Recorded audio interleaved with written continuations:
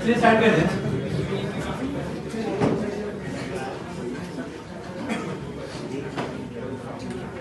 सबसे पहले अपन बात करते हैं एनवायरमेंटल पॉल्यूशन के बारे में। तो बेसिकली पॉल्यूशन जिससे क्रिएट होता है इसको बोलते हैं पॉल्यूटेंट।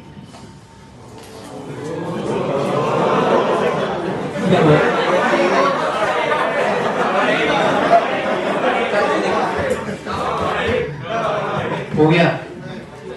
पॉल्यूटेंट दो टाइप के होते हैं, एक होता है प्राइमरी पॉल्यूटेंट और दूसरे होंगे सेकेंडरी पॉल्यूटेंट। आप लिखते भी जाए।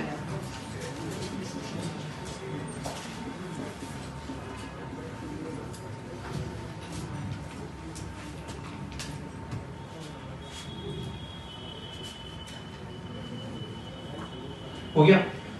आपको शायद समझ में भी आ रहा होगा कि प्राइमरी पॉल्यूटेंट एनवायरमेंट में रहेंगे और इनसे बेसिकली सेकेंडरी पॉल्यूटेंट बनेंगे। अब जस्ट स्टेटमेंट लिख लीजिए ब्रैकेट में, प्राइमरी पॉल्यूटेंट क्या होंगे। लिखिए कि pollutants which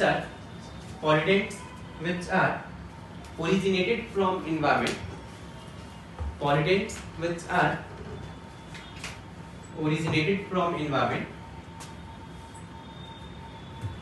and they remain in environment in excessive amount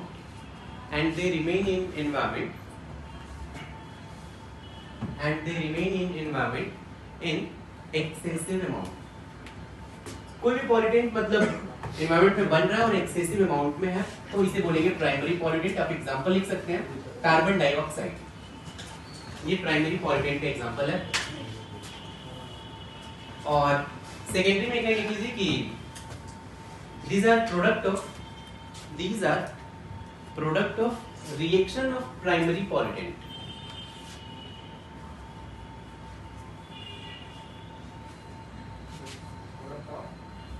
These are product of reaction of primary pollutant। जैसे इसके एग्जाम्पल पैन, इसको बोलते हैं पेरोक्सी असाइल नाइट्रेट। आपने देखना है ये फॉर्म कैसे होगा, मतलब आपको इतना तो हिंट मिल रहा होगा कि प्राइमरी पॉल्यूटेंट में कुछ रिएक्शन होगा और ये बनेगा, इसको बोलेंगे अपन सेकेंडरी पॉल्यूटेंट, राइट। तो सबसे पहले हमें यहाँ पे तीन टाइप के पॉल्यूशन के बारे में पढ़ना है। एयर पॉल्यूशन के बारे में पढ़ना है, फिर वाटर पॉल्यूशन के बारे में और फिर सॉइल पॉल्यूशन के बारे में पढ़ना है। तो पहला हेडिंग दीजिए आप, एयर पॉल्यूशन। आप इसमें बहुत सारी चीजें ऑलरेडी पता होगा, ठीक। एयर पॉल्यूशन में सबसे पहली चीज कि मान लीजिए अर्थ है, यहाँ तक 10 किलोमीटर तक, इसको बोलते हैं ट्रोपोस्फियर।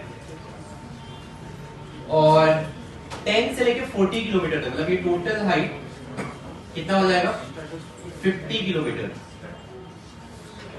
तो यहां से ये इस रीजन को, चलो मैं इसको ऐसे लिख देता हूं, ये 40 किलोमीटर, इसको बोलते हैं स्ट्रेटोस्फियर।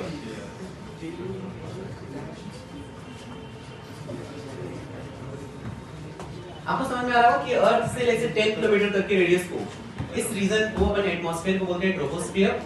10 के बाद नेक्स्ट 40 मींस नीचे से कितना हो जाएगा टोटल 50, इस रीजन को बोलते हैं स्ट्रेटोस्फियर, राइट। अब जैसे मेंस में ऐसे फालतू ऐसे भी क्वेश्चन आए हैं लास्ट ईयर कि 10 से लेके 50 तक एटमॉस्फेयर में कौन सा रीजन होता है, ये होता है स्ट्रेटोस्फियर। मतलब ऐसे ऐसे छोटे-छोटे पॉइंट्स में इस चैप्टर में इंपॉर्टेंट है, ठीक है। अब इसमें कौन कौन से गैसेस रहेंगे मैं यहाँ पे लिख देता हूँ। इसमें ट्रोपोस्फियर में O2 N2 H2O vapor and most of the gases, ये ट्रोपोस्फियर में रहेंगे। स्ट्रेटोस्फियर में O3 O2 O N2 and H2O vapor, ये स्ट्रेटोस्फियर में होते हैं।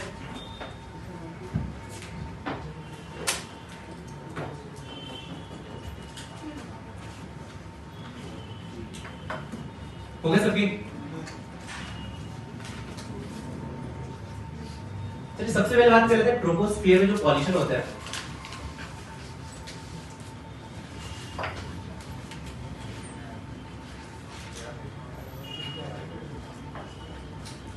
Tropospheric pollution.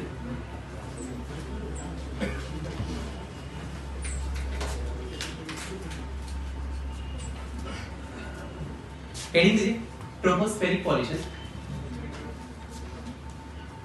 हो गया क्या? वो थोड़ा छापने पे जल्दी करो यार, इसमें सिर्फ छापना ही है आपको और कुछ नहीं करना है। ठीक है,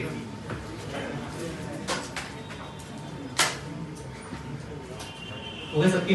और अपन ऐसे पढ़ रहे हैं कि अब ये मैं पढ़ा दूंगा आपको 1 आवर में, और इसके बाद अगर आपने एनसीईआरटी पढ़ा तो आपको सब कुछ समझ में आएगा। ठीक है, और ऐसे एनसीईआरटी का हर लाइन इस चैप्टर में इंपॉर्टेंट है। ठीक ना? तो ट्राई के लिए जाने के बाद, घर जाने के बाद बस 1 आवर में आप फिर से एक बार एनसीईआरटी पढ़ लेना। सभी हो गया? चलिए ट्रोपोस्फेरिक पॉल्यूशन में पहला होता है गैसियस पॉल्यूटेंट या गैसियस पॉल्यूशन। गैसियस पॉल्यूटेंट ये किससे होते हैं?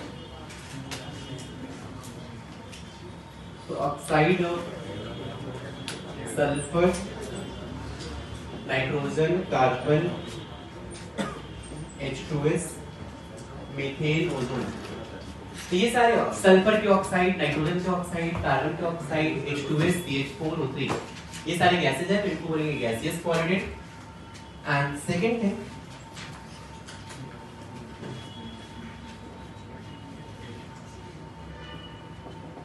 Particulate pollutant. इसमें क्या होंगे? यहाँ पे ले लोगे सॉलिड फेज में होंगे। सॉलिड फेज में जैसे dust, mist, fumes, smoke, smog and so on, ये सारे होंगे। तो अब यहाँ पे ट्रोपोस्फेरिक पॉल्यूशन में सबसे पहले अपन बात कर लेते हैं गैसियस पॉल्यूटेंट। हाँ बोलिए क्या क्या? डस्ट, मिस्ट, फ्यूम्स क्या होते हैं? ऐसा आएंगे आएंगे आएंगे, सबके बारे में डिटेल में पढ़ना है। ठीक है, तो सही है। चलिए हो गए सबके। अब हेडिंग दे गैसियस पॉल्यूटेंट। गैसियस पॉल्यूटेंट में आपको पढ़ना क्या क्या है? सल्फर के ऑक्साइड के बारे में पढ़ना है, नाइट्रोजन के ऑक्साइड के बारे में पढ़ना है, कार्बन के ऑक्साइड के बारे में पढ़ना है, मीथेन एंड ओजोन के बारे में पढ़ना है। तो चलिए सबसे पहला heading they oxide of sulphur.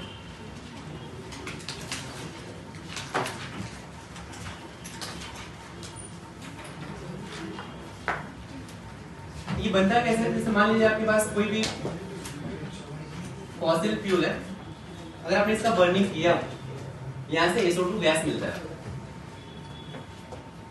ये SO2 गैस ये फिर से हमारे लिए हार्मफुल होता है। आपको ऐसे क्वेश्चन पूछेंगे कि SO2 गैस से प्रॉब्लम क्या क्या होते हैं, तो चलिए जल्दी से लिख लीजिए SO2 गैस से क्या क्या प्रॉब्लम होता है।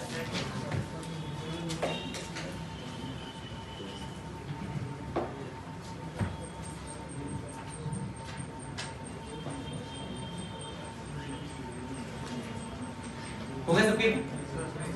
चलिए वो जो आपने लाइन लिखा फॉसिल फ्यूल को हीट करके SO2 हीट मतलब बर्निंग करेंगे, तो यहाँ से फॉसिल फ्यूल में क्या होता है? सल्फर कंटेंट होता है।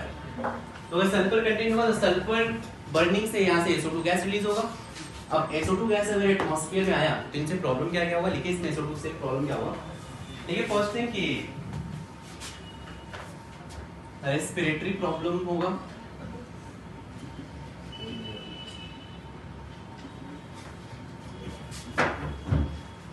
जैसे इसमें आप लिख सकते हैं कि asthma, bronchitis and so on.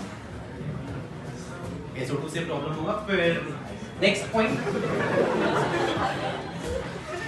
लिखिए इसमें इरिटेशन इन आईज, रेडनेस, आंखों में ऐसी जलन होगा। ठीक है, इरिटेशन इन आईज, आंखें लाल हो जाएंगी, रेडनेस। नेक्स्ट पॉइंट, नेक्स्ट एक और लिखिए जिससे प्रॉब्लम क्या है? Stiffness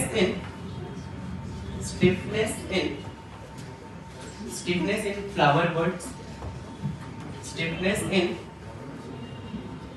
birds, babies. ये सारे प्रॉब्लम्स होंगे SO2 से।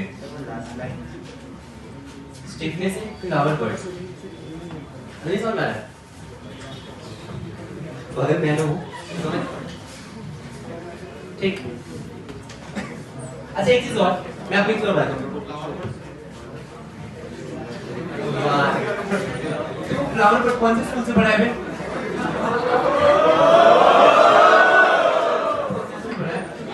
कौन से स्कूल से पढ़ा है? फ्लावर पर मतलब ऐसे फूल की कली। मुझे ये बताइए क्या होता है? वही होता है। अब तो ध्यान सुनिए और क्या होगा? वैसे जो SO2 है, SO2 प्लस O2 मिलके ये बना सकते हैं SO3। SO2 प्लस O2 मिलके SO3 बना सकते हैं। लेकिन ये रिएक्शन अगर पार्टिकुलेट मैटर होगा, पार्टिकुलेट मैटर मतलब यहाँ पे एज ए कैटलिस्ट वर्क करता है, तो ये रिएक्शन और फास्ट हो जाएगा पार्टिकुलेट मैटर के प्रेजेंस में। या फिर और रिएक्शन हो सकता है SO2 प्लस ओजोन, ये रिएक्शन को बता सकता है। ओजोन ऑक्सीडाइजिंग एजेंट होता है, तो SO2 को ऑक्सीडाइज करेगा, किसमें कन्वर्ट होगा? SO3 plus O2। SO3 का अगर आपने हाइड्रोलिसिस किया तो क्या बनेगा? ये बन जाएगा H2SO4। या फिर आप SO2 प्लस H2O2 से भी H2SO4 बन सकता है। एसिड बन जाएगा, एसिड बन गया तो फिर एसिड रेन में प्रॉब्लम आता है, ठीक ना? देखेंगे एसिड रेन अपना एक टॉपिक भी है, ठीक ना? हो गया सबके? नेक्स्ट आते सेकंड ऑक्साइड्स ऑफ नाइट्रोजन। और ट्राई करिए कि थोड़ा सा इसको पढ़ते जाइए, आप रट्टा मारना है आपको थोड़ा, एक टाइम पे पढ़ोगे तो फिर बाद में घर जाने के बाद थोड़ा सा कम रट्टा मारना पड़ेगा, तो समझते जाओ। तो ये रिएक्शन कैसे हो रहा है एक बार देख लो यार। देखो फिर से बोलो, क्वेश्चंस इसमें आने वाले हैं, ठीक है? और ये लास्ट 2-3 ईयर से ही आ रहा है और वो एग्जैक्ट लाइन पूछते हैं। मैं आपको भी क्लास में देने वाला हूँ लास्ट ईयर का जो पेपर था, देखना कैसे कैसे क्वेश्चन आए। मतलब ये एक क्वेश्चन तो अभी पता है, लास्ट ईयर का क्वेश्चन है कि स्ट्रेटोस्फीयर का लेंथ ये कितना होता है, हाइट कहां से कहां तक होता है?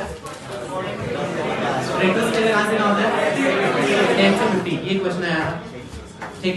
चलिए नेक्स्ट आते हैं हेडिंग से, oxides of nitrogen. Oxides of nitrogen, देखो यार एयर में O2 होता है और नाइट्रोजन होता है। O2 बेसिकली 80% होता है, नाइट्रोजन 20% के आसपास होता है। देखो नाइट्रोजन रहेगा प्रेजेंट, नाइट्रोजन से नाइट्रोजन का ऑक्साइड नहीं बनेगा, लेकिन अगर N2 प्लस O2 मिलके क्या बनता है? पी ब्लॉक में अपने पढ़ा है क्या? क्या बन सकता है? N2 प्लस O2 मिलके क्या बन सकता है? क्या होता है?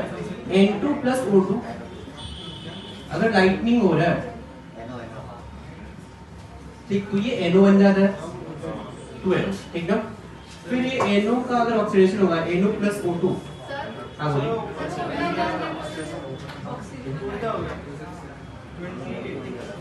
अच्छा ये ठीक है, NO प्लस O2 मिलके ये बना सकते हैं 2NO2। NO2 का अगर हाइड्रोलिसिस हो गया तो ये एक प्रोडक्ट इसका HNO3 होता है, HNO3 फाइनली अमोनियम नाइट्रेट में कन्वर्ट हो जाता है।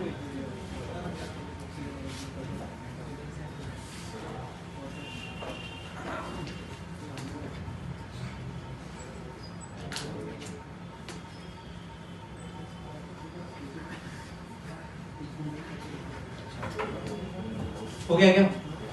एक चीज और, अगर मान लो ये NO स्ट्रेटोस्फीयर में पहुंच गया, स्ट्रेटोस्फीयर में ओजोन होता है, तो यार अगर NO स्ट्रेटोस्फीयर में ओजोन है, NO प्लस O3 मिलके ओजोन फिर से ऑक्सीडाइजिंग एजेंट होता है, तो ये अगर इसको ऑक्सीडाइज करेगा तो ये बन जाएगा NO2 प्लस O2। यहाँ से भी NO2 बन सकता है, समझ में आया क्या? फिर प्रॉब्लम है कि NO2 से क्या क्या प्रॉब्लम आएंगे, तो चलिए ये लिख देते हैं हेडिंग, लिखिए इसमें NO2 क्या क्या प्रॉब्लम्स हैं।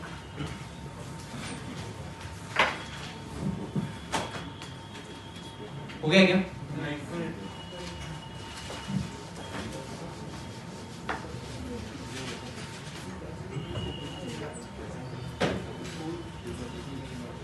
लिख लीजिए इसमें NO2 में क्या क्या प्रॉब्लम आएगा। पहला प्रॉब्लम एक्यूट रेस्पिरेटरी प्रॉब्लम, समझ में आ गया, ठीक ना, कोई प्रॉब्लम नहीं। सेकेंड थिंग इसे NO2 के प्रेजेंस में रेट ऑफ फोटोसिंथेसिस भी डिक्रीज हो जाता है। टेबल के लिए rate of photosynthesis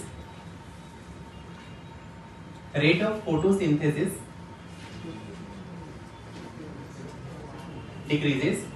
Third thing, NO2 से बेसिकली फोटोकेमिकल स्मोक बनता है। अब देखिए फोटोकेमिकल स्मोक क्या होता है, इस चैप्टर में है पढ़ना है। चलिए थर्ड आते हैं, ऑक्साइड्स ऑफ कार्बन।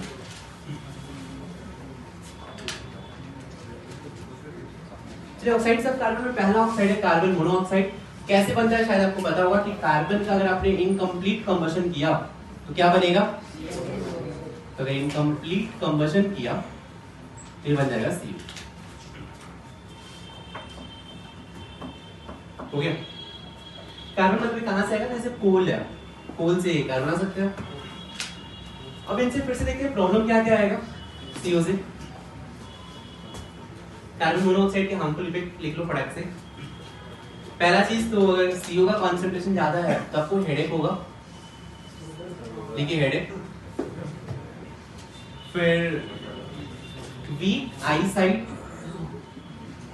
आंखें कमजोर हो जाएंगी आपकी, वीक आई साइट। सेकेंड, आप अनकॉन्शियस हो सकते हैं, देखिए अनकॉन्शियसनेस।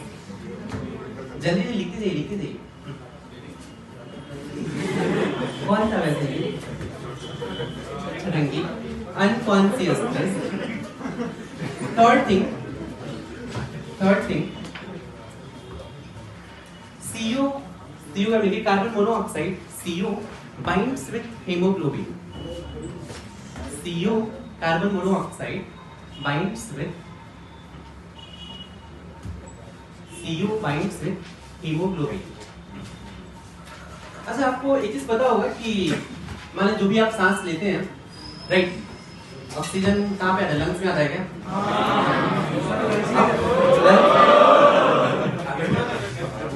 क्या होता है कि अपने जितने भी बॉडी पार्ट्स हैं, राइट, तो वहां पे ऑक्सीजन जाता कैसे है, कैसे जाता है? तो जैसे हीमोग्लोबिन है, ये O2 के साथ मिलके, हीमोग्लोबिन O2 के साथ मिलके क्या बनाता है? ऑक्सीहीमोग्लोबिन।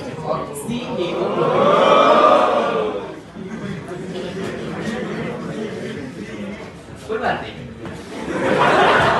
अब क्या होगा, लेकिन जैसे ही CO आ गया, ध्यान सुना, कार्बन मोनोऑक्साइड क्या होता है कि ये जो हीमोग्लोबिन है ऑक्सीजन से बाइंड होने की टेंडेंसी होता है। तो मान लीजिए हीमोग्लोबिन ऑक्सीजन से बाइंड होगा तो ऑक्सीहीमोग्लोबिन बनेगा। लेकिन जो कार्बन मोनोऑक्साइड है इसकी हीमोग्लोबिन से बाइंड होने की टेंडेंसी बहुत ज्यादा होती है। इनफैक्ट अगर बात करूं तो ऑलमोस्ट 300 टाइम्स ज्यादा होता है। मतलब अगर मान लीजिए हीमोग्लोबिन के पास दो ऑप्शन दिया जाए, एक ऑक्सीजन और दूसरा कार्बन मोनोऑक्साइड, तो ये हीमोग्लोबिन कार्बन मोनोऑक्साइड के साथ बाइंड होगा। बात समझ में आ रही है क्या? और ये क्या बना देगा, कुछ तो बनाएगा। तो ये कॉम्प्लेक्स कंपाउंड बनेगा कार्बन मोनोऑक्साइड के साथ। फिर क्या होगा, बॉडी में ऑक्सीजन की क्या हो जाएगी, डेफिशिएंसी हो जाएगी। तो लिख लीजिए रिएक्शन। अबे केमिस्ट्री में उन्हीं पढ़ते हैं, पागल है क्या? केमिस्ट्री पढ़ते हैं कार्बोक्सी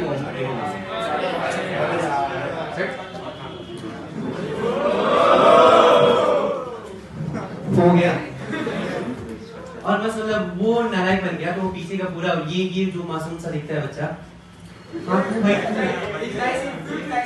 मासूम के आगे ये तू भी ऐसे बहती गंगा में हाथ धो रहा है। अब इससे क्या होगा कि ऑक्सीजन का कंसंट्रेशन बॉडी में कम हो जाता है। ठीक, तो नेक्स्ट आते हैं CO के बाद, heading is CO, carbon dioxide. Carbon dioxide basically कैसे बनेगा, तो पांडे जी कार्बन ऑक्सीजन के साथ रिएक्ट होगा तो ये बनता है CO2, राइट। और आपको शायद थोड़ा बहुत तो पता ही होगा कि प्लांट्स का चक्कर पता है, प्लांट्स क्या करते हैं, फोटोसिंथेसिस में बड़ा होगा, राइट। और अपन आजकल प्लांट्स को कट कर रहे हैं, तो फिर CO2 का अगर कंसंट्रेशन बढ़ेगा तो अब इसके हार्मफुल इफेक्ट्स अपने को पड़ने हैं। पहले ये लिख लीजिए C+O2 मिलके CO2। देखिए इसमें कि एकदम ये लिख सकते हो due to excessive combustion of fossil fuel due to excessive combustion of fuel and deforestation, concentration of CO2 increases. Concentration of CO2 increases. चमका। अब यार क्या होता है कि जो CO2 है ये वाटर वेपर के साथ अगर रिएक्ट कर जाए तो क्या बनाएगा? ओए देखो H2CO3। ठीक चमका। सेकेंड थिंग CO2 बेसिकली सबसे इसका जो हार्मफुल इफेक्ट है ये ग्लोबल वार्मिंग इससे होता है। अब डाउट है कि ग्लोबल वार्मिंग होता क्या है, अपने को यही पढ़ना है। ठीक शायद आपको इसका बेसिक पता भी होगा, ग्लोबल वार्मिंग के बारे में पता है। चलिए यही ग्लोबल वार्मिंग।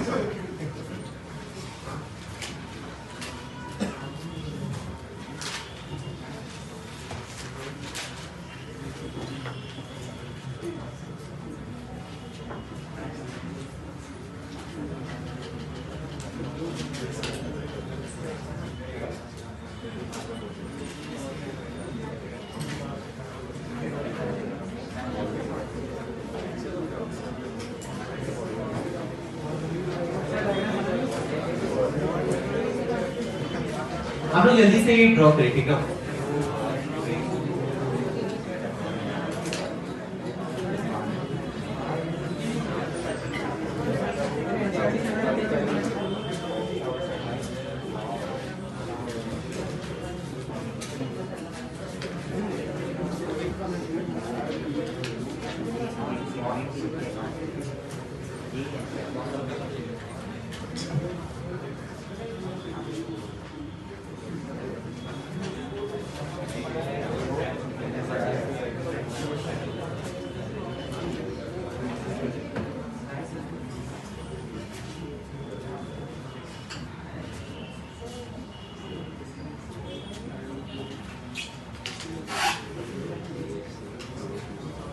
देखो बस ये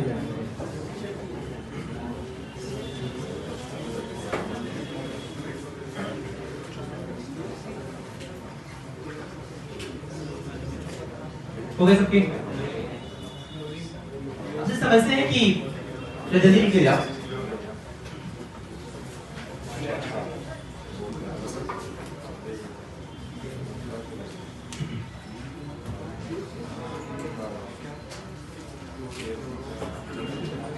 हो गया क्या?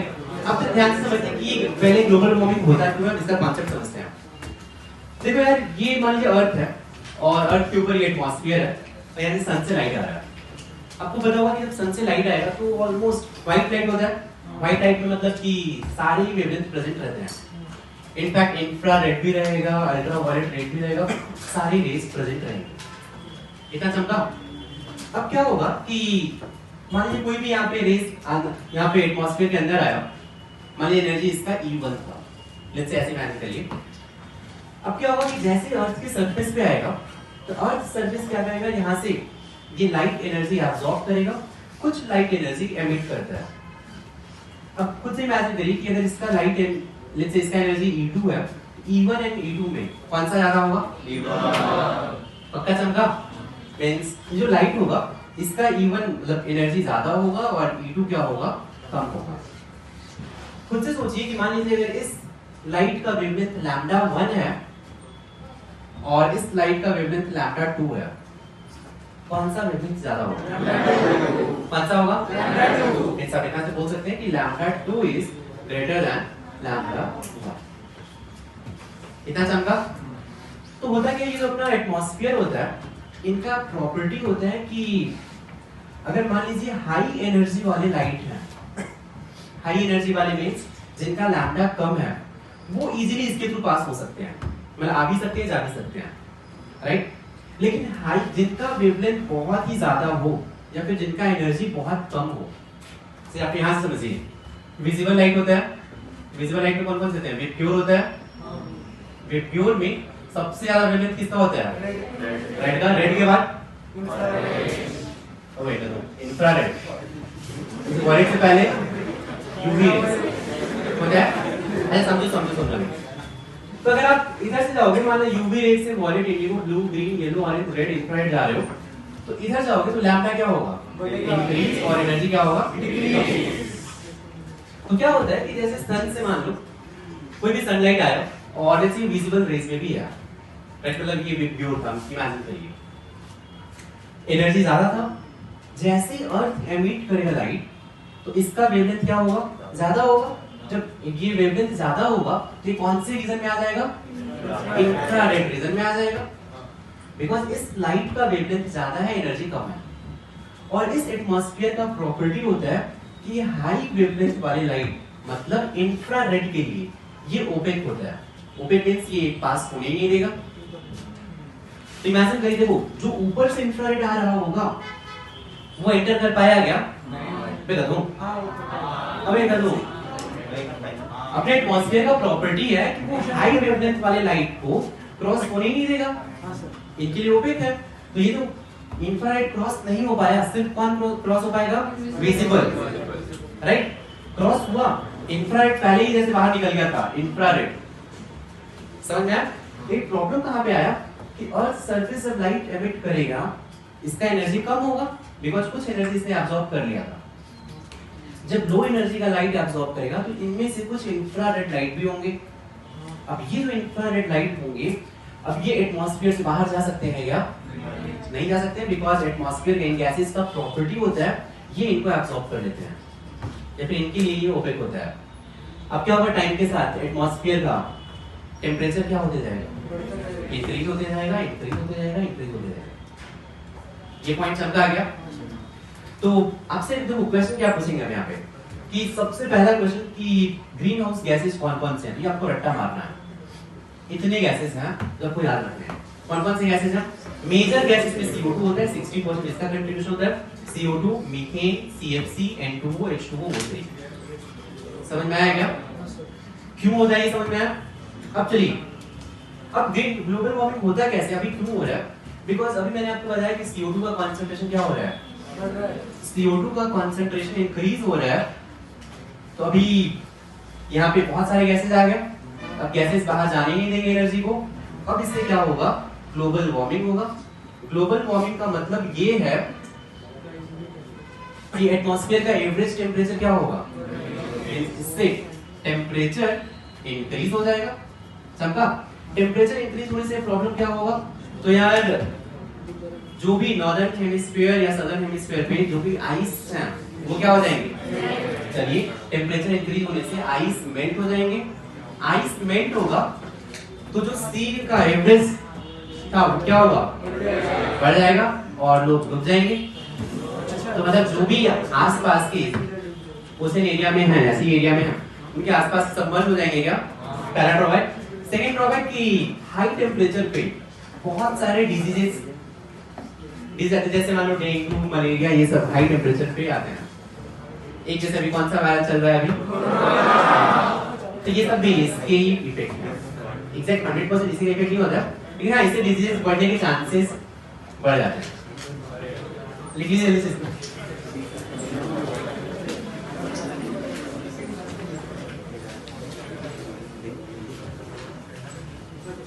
वैसे ग्लोबल वार्मिंग से होगा क्या, आपसे पूछे तो फिर टेम्परेचर इंक्रीज होगा, आइस मेल्ट होगा, फिर सी वाटर लेवल बढ़ेगा और डिजीज बढ़ेगी। ठीक है, जैसे कौन से डिजीज? तो डेंगू, मलेरिया, ये सब।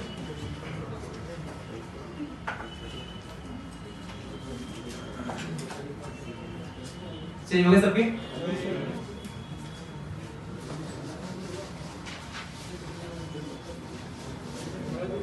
नेक्स्ट CO2 के बाद मीथेन। मीथेन अपने आप हाइड्रोकार्बन लिख सकते हैं।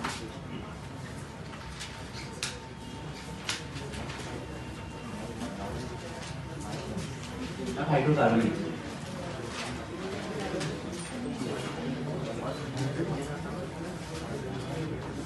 कोई भी फ्यूल है अगर इसका इनकम्प्लीट कंबशन होगा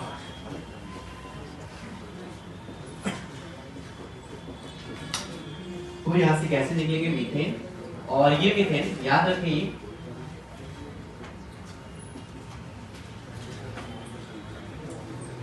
कार्सिनोजेनिक होता है। कार्सिनोजेनिक का मतलब पता है क्या? तो लिख लीजिए ब्रैकेट में कॉजेज कैंसर, मीथेन गैस।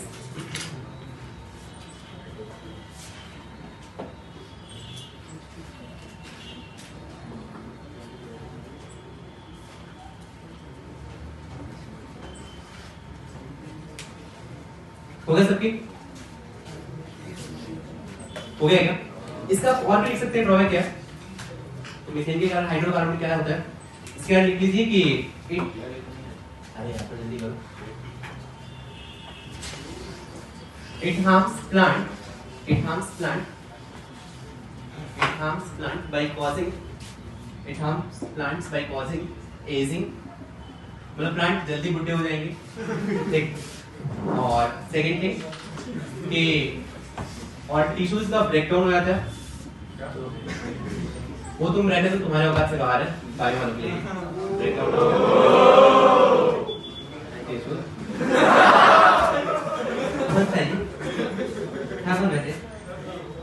मोटा भाई। नेक्स्ट में और भी लिख सकते हैं आप कि और इसे shedding of leaves and flowers भी लिख सकते हैं। ये भी है shedding of leaves and flowers, मतलब ये इन्वायरमेंट में ज्यादा है तो फिर फ्लावर्स जल्दी गिर जाते हैं। क्यों कहते हैं? मस्त।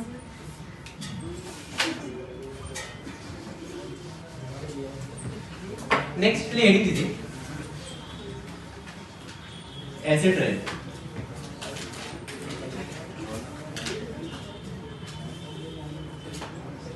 हो गया?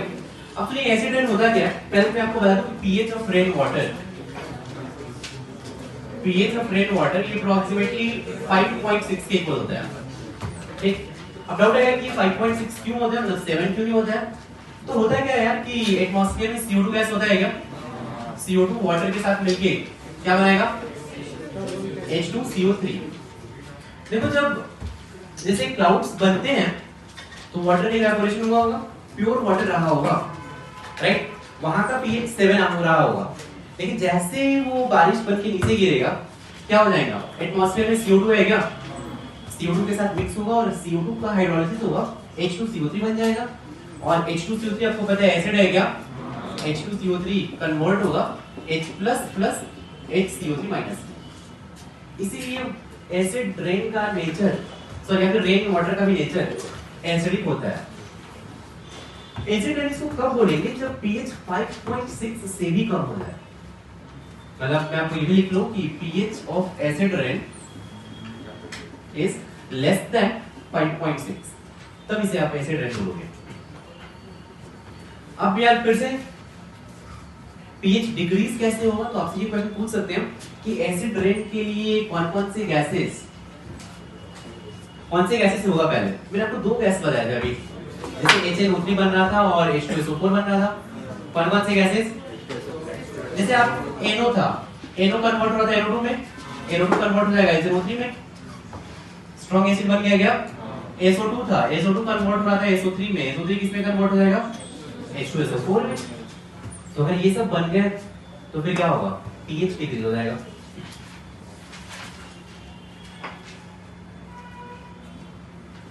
हो गया क्या?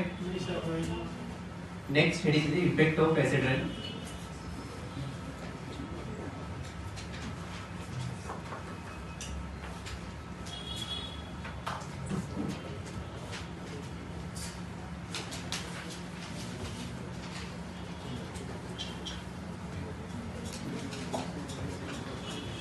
पहला पॉइंट लिखिए इसमें, यहां पहला लिखिए कि ये तो पहले अपने रेस्पिरेटरी सिस्टम के लिए हार्मफुल है, because respiratory system of human being इनके लिए हार्मफुल है। Respiratory system of human being. Second thing, ये जो मिट्टी होती है इनके जो न्यूट्रिएंट होते हैं सॉइल्स के, इनको ये वॉश कर देता है, तो सॉइल्स के लिए वॉशेस अवे न्यूट्रिएंट। अब सोचो कि अगर मिट्टी में अगर न्यूट्रिएंट ही नहीं है तो प्लांट्स के लिए प्रॉब्लम हो जाएगा क्या? तो लिख लीजिए इसमें नीचे कहें कि growth of plants, trees and agriculture is affected. Growth of plants, trees and agriculture is affected. अगर मान लीजिए कि ये एसिड रेन का पानी अगर नदी में आ गया, रिवर में, तो क्या प्रॉब्लम होगा? हाँ, मछलियां मर जाएंगी। इसमें कि एक्वेटिक सिस्टम के लिए हार्मफुल है।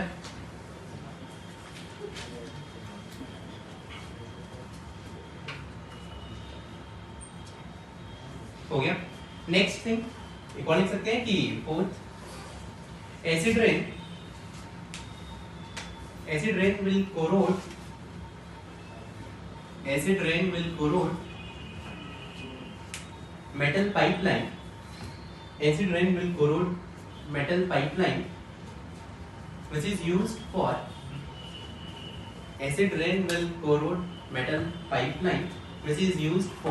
drinking water.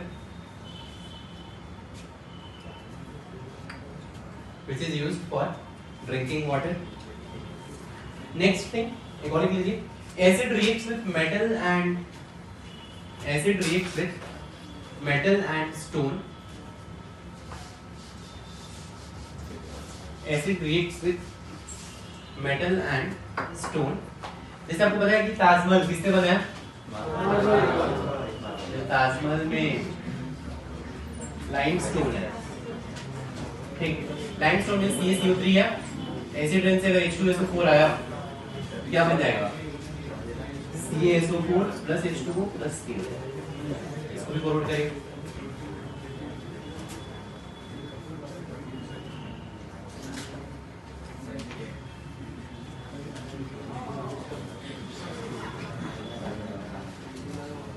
हो गया सब? जब इससे एसिड रेन से बचने का उपाय क्या है? ठीक, क्या करना चाहिए कि एक तो सिंपल मेथड ये है, ये जो गैसेज होते हैं NO2 गैसेज, ये ऐसी पाइप से और जितने भी व्हीकल्स हैं इनसे निकलती हैं। क्या करना चाहिए छटंकी की, जैसे आपका जो साइलेंसर है, ठीक है, उसमें क्या करिए, इसमें कैटालिटिक कन्वर्टर यूज करिए।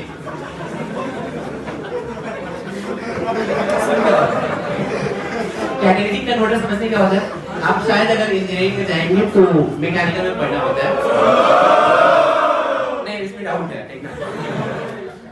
तो कैटालिटिक कन्वर्टर क्या करता है कि मान लीजिए जो भी गैसेज आ रहे हैं, इनका काम ही ये होता है, जो अभी रिसर्च चल रहा है, इस मान लीजिए NO2 गैस आ रहा है, तो अभी तक क्या करते हैं कि NO या NO2 गैस डायरेक्टली एटमॉस्फेयर में आ जाता है। अपन अभी क्या कर रहे हैं कि ये गैसेस बाहर निकल रहे हैं, यहाँ पे आप कैटालिटिक कन्वर्टर यूज करिए। कैटलिस्ट रहेगा यहाँ पे, जैसे प्लैटिनम का कैटलिस्ट रहेगा। ये क्या करेगा, इन गैसेस को एब्जॉर्ब कर लेगा, सरफेस पे एब्जॉर्ब कर लिया, तो ये जो हार्मफुल गैसेस थे बाहर आएंगे, मतलब सिर्फ वही गैसेस बाहर आएंगे जिसमें CO2 है। CO2 इतना हार्मफुल नहीं है जितना NO2 गैस है। ये H2O वेपर है, ये बाहर है, इतना हार्मफुल नहीं है। समझ में आएगा? एक लाइन इसमें लिख सकते हैं आप कि प्रिवेंशन में यूज कैटालिटिक कन्वर्टर,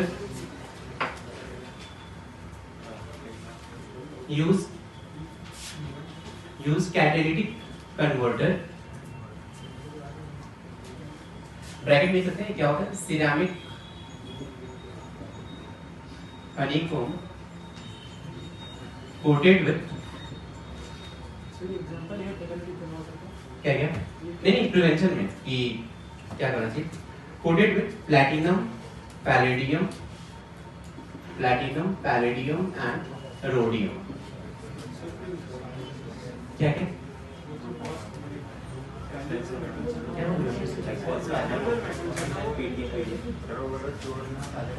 अच्छा, ये सिर्फ मेटल नहीं है, सिर्फ मेटल नहीं है, ये हनीकॉम्ब स्ट्रक्चर होता है, ठीक है, और इनका ये लॉयल रहता है, सिर्फ ऐसे नहीं कि प्लैटिनम इस पे चिपका दिया, इससे काम नहीं चलेगा।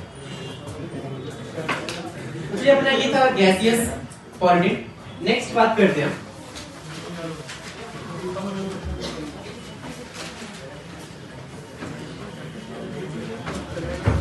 Particulate matter.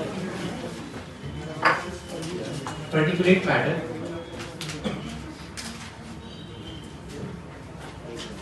लेकिन इसमें पर्टिकुलेट मैटर क्या होंगे? लेकिन स्मॉल ड्रॉपलेट्स ऑफ या स्मॉल पार्टिकल्स ऑफ सॉलिड और liquid droplets, small particle of solid और liquid droplets in air is called particulate matter. Small particles of solid or liquid droplets in air is called particulate matter। तो ये particulate दो type के होते हैं, एक होते हैं viable और दूसरे होते हैं non viable। viable means जो माइक्रो ऑर्गेनिज्म है,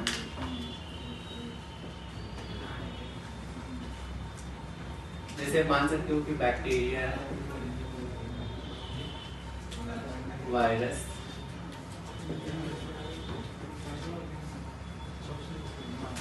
algae, fungi and so on. Non viable में आप लिख सकते हो इसमें नॉन लिविंग पार्टिकुलेट।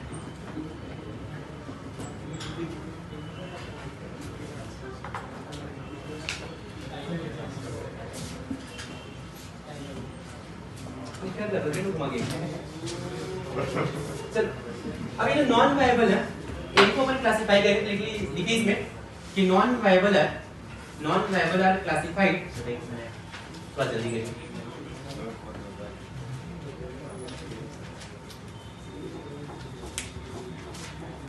हो गया? लिखिए इसमें कि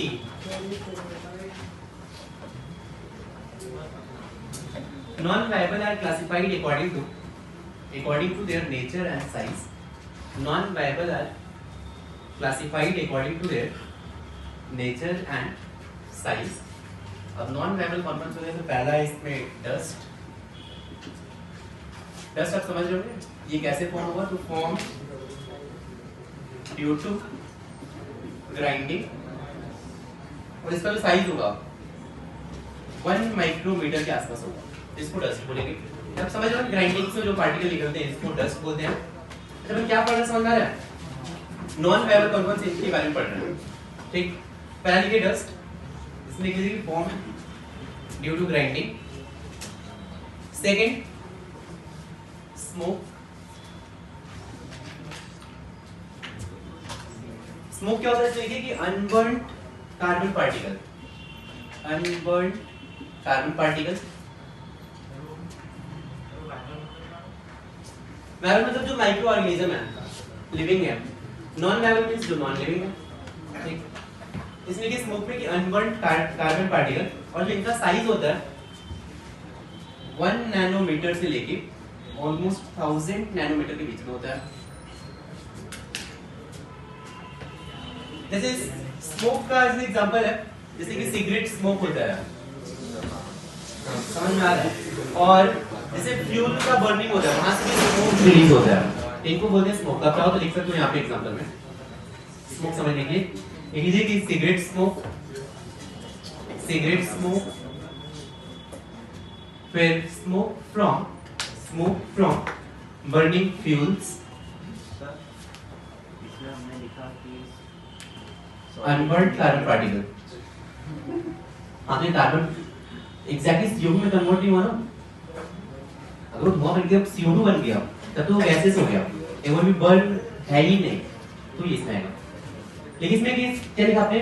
सिगरेट स्मोक और smoke from burning fuels. Third बात कर लेते हैं इसमें स्मोक के बाद, mist,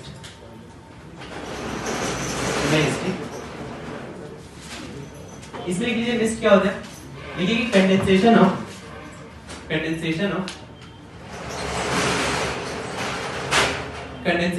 vapor in air, condensation of vapor in air जैसे इसमें आप एग्जांपल लिख सकते हैं, एग्जांपल में pesticide and herbicides, pesticides and herbicides ये मिक्स्ड फॉर्म करते हैं। नेक्स्ट बात कर लेते हैं फोर्थ, फ्यूम्स।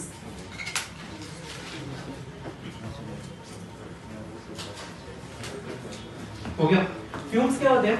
अगर वेपर सप्लीमेंट होके सॉलिड में आ जाए तो इसको बोलेंगे फ्यूम्स। तो आप यहाँ पे लिख लीजिए फ्यूम्स में solid forms of vapour, solid forms of vapour by sublimation.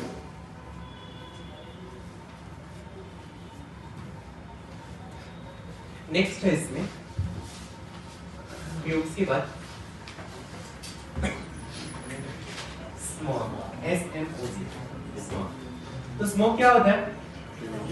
आप इसको समझ सकते हैं स्मोक प्लस फॉग, इनसे मिलके बना स्मोक।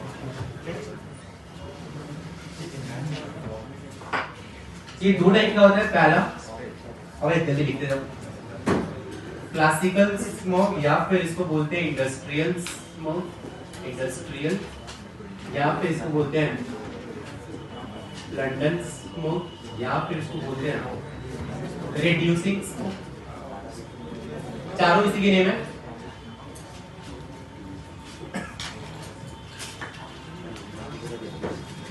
हो गया क्या? अच्छा, ये रिड्यूसिंग क्यों होता है? बिकॉज इसमें SO2 होता है, इसलिए इसको बोलते हैं रिड्यूसिंग स्मोक। तो पहली बात ये होगा कहां पे फॉर्म होगा? पहला चीज तो ये पहले लंदन में लिखा था इसलिए इसका नेम इससे पड़ गया। और आप ऐसे रिलेट कर सकते हैं कि लंदन में वेदर कैसा होता है, ठंडी होती है, गर्मी होती है? तो लिखिए पहला point, it occurs in cool humid climate, it occurs in cool humid climate, it occurs in cool humid climate. बनता कैसे है? मान लीजिए कोल का बर्निंग किया आपने, और कोल बर्निंग से आपको SO2 रिलीज होगा। कोल में सल्फर होता है, सल्फर से अगर बर्निंग करोगे तो SO2 रिलीज होगा, और SO2 का अगर आपने H2O plus O2 low temperature पे, ये बन जाएगा H2SO4।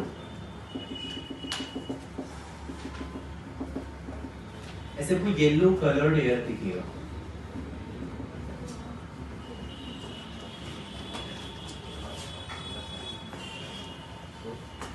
तो आपने ये ऑब्जर्व भी किया होगा शायद कि अगर आप कहीं इंडस्ट्रियल एरिया में जाएं, ठीक है, तो आपको ऐसे वहां के जो येलो कलर का एयर दिखता है उधर, फील किया ये?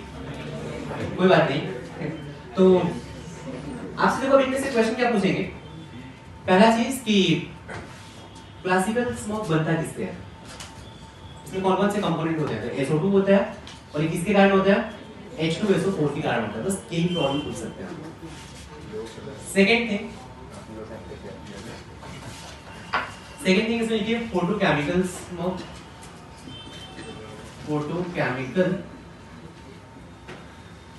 स्मोक, या फिर इसको बोलते हैं लॉस एंजलिस स्मोक, या फिर इसको बोलते हैं लाइट इंड्यूस्ड स्मोक, या फिर इसको बोलते हैं oxidising smoke.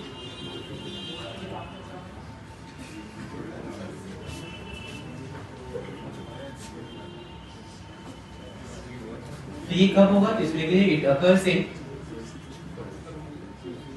Warm, dry and sunny climate.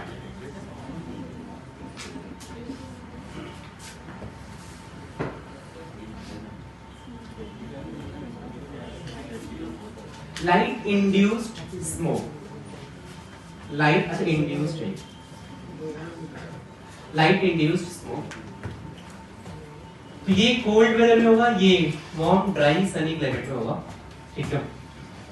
ये बनता कैसे है? तो शरणजी इधर देख, मान आपके पास कोई व्हीकल है, व्हीकल से यहाँ पे हाइड्रोकार्बन HC लिख देता हूँ।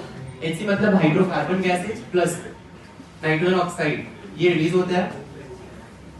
ये O2 पे और हाई टेम्परेचर पे लाइट के प्रेजेंस में ये बन जाएगा pan plus NO2 plus O3 plus HCHO plus acrolein.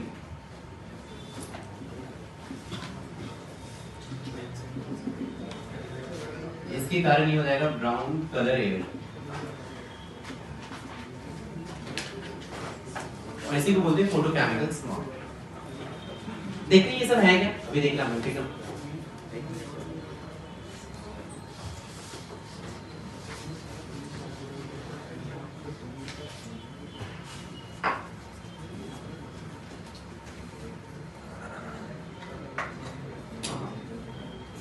हो गए सबके? चलिए इसकी देख लेते हैं बना कैसे। देखो NO आया था, NO प्लस O2 मिलके सनलाइट के प्रेजेंस में ये बन गया NO2 gas. NO2 gas sunlight के प्रेजेंस में ब्रेक होता है NO gas plus nascent oxygen, O2 gas plus nascent oxygen मिलके ये बनाएगा ओजोन गैस, और NO प्लस ओजोन मिलके ये बन जाएगा NO2 plus O2।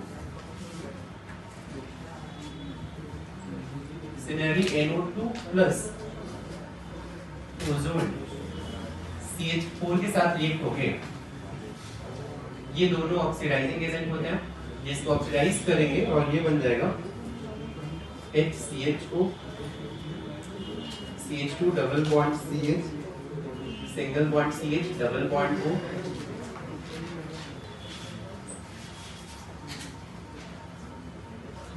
CH3 C double bond O, single bond O, NO2।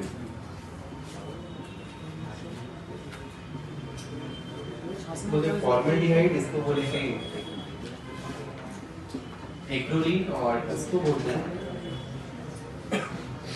Peroxy acetyl नाइट्रोल। देखिए यहाँ पे हुआ क्या है, एक बार बस ये समझ लीजिए। आपको क्या हुआ था, व्हीकल से हाइड्रोकार्बन एंड NO रिलीज हुआ था। NO सनलाइट के प्रेजेंस में O2 रहेगा, NO प्लस O2 मिलके NO2 बनेगा। NO2 सनलाइट में मतलब HNO के प्रेजेंस में फिर से ब्रेक हो जाएगा NO प्लस O में।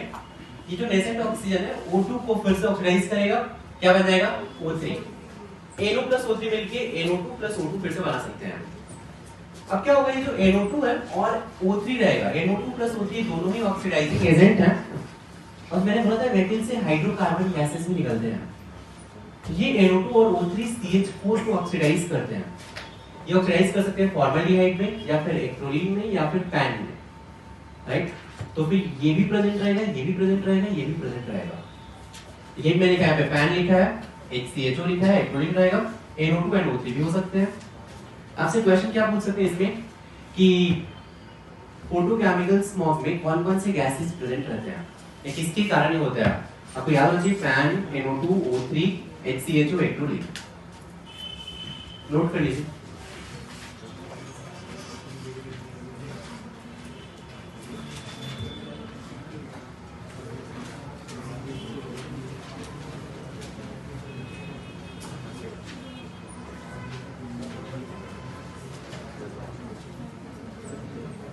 चलिए हो गए सबके, हो गया क्या? लिखिए इसमें effect of photochemical smog.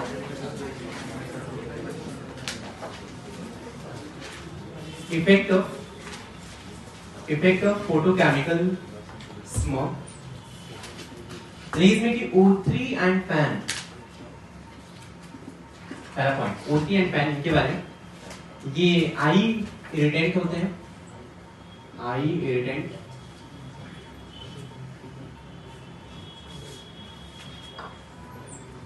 Next point O3 and NO2 के बारे में लिखिए, O3 एंड NO2 लिखिए। इरिटेट O3 एंड NO2 के बारे में, irritate nose and throat, irritate nose and throat and causes headache, and causes headache and difficulty in breathing.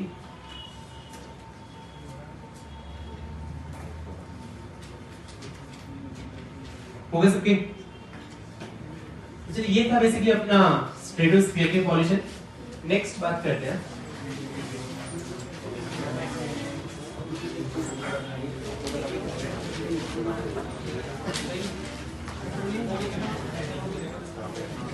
Tropospheric pollution.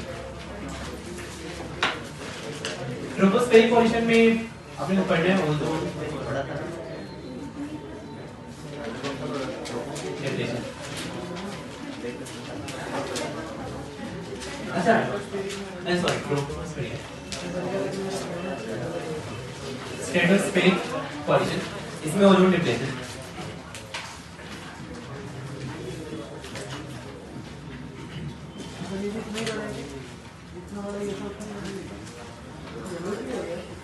हो गया?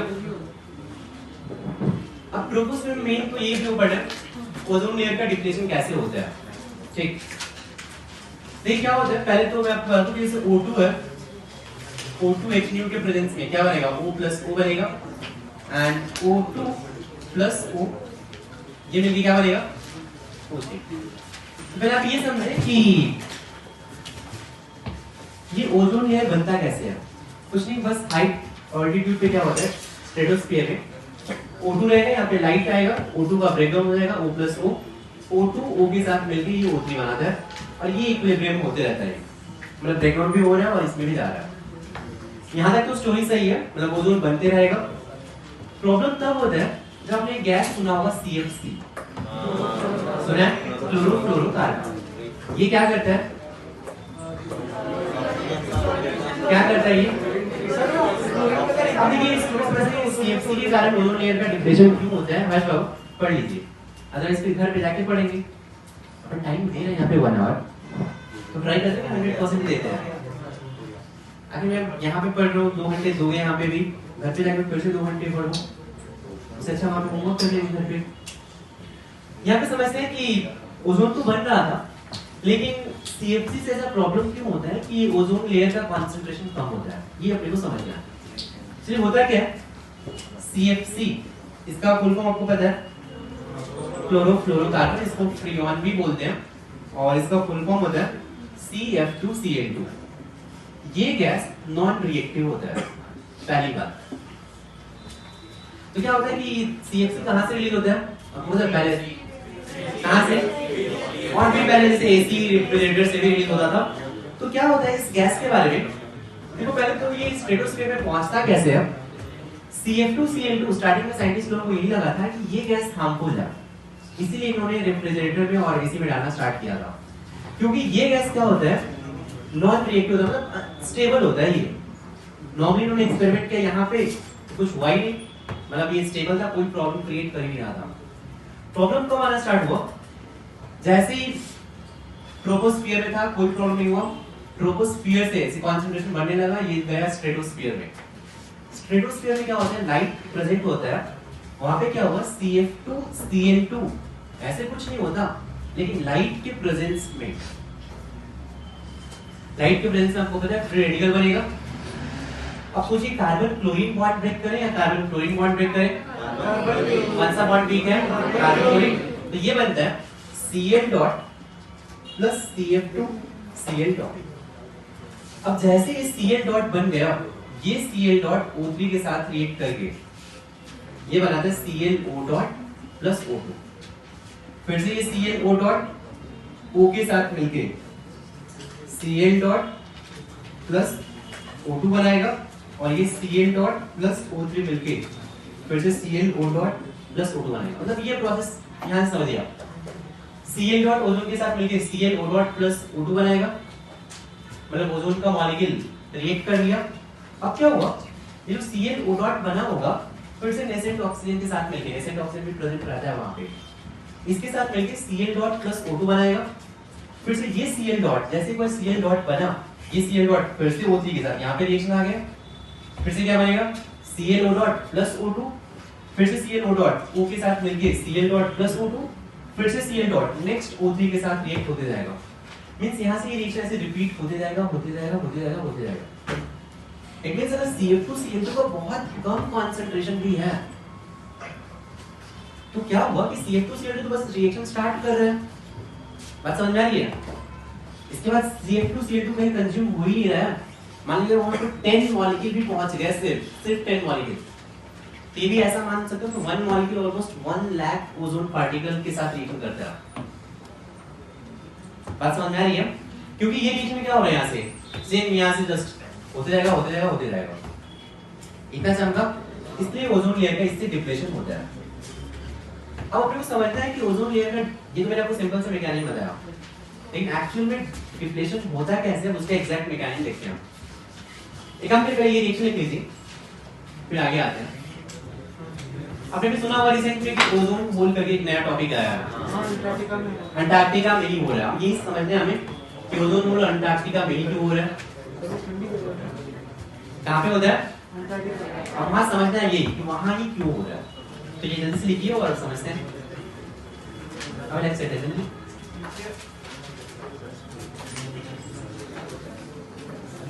चलिए इसके बारे में लिखिए। ये सब क्यों हो गया,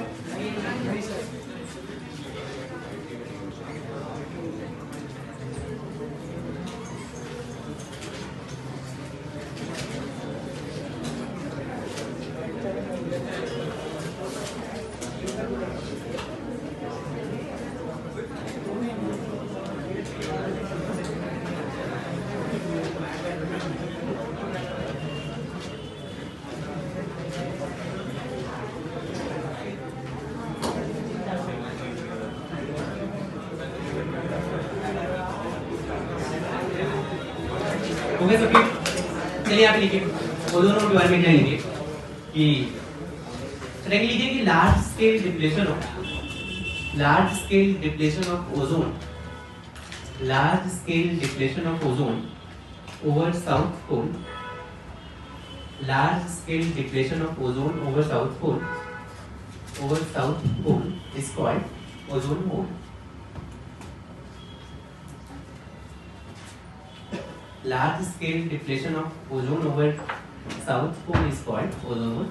अभी अंटार्कटिका में क्यों होता है समझते हैं, लेकिन इसमें क्या कि this is due to unique climate condition in Antarctica।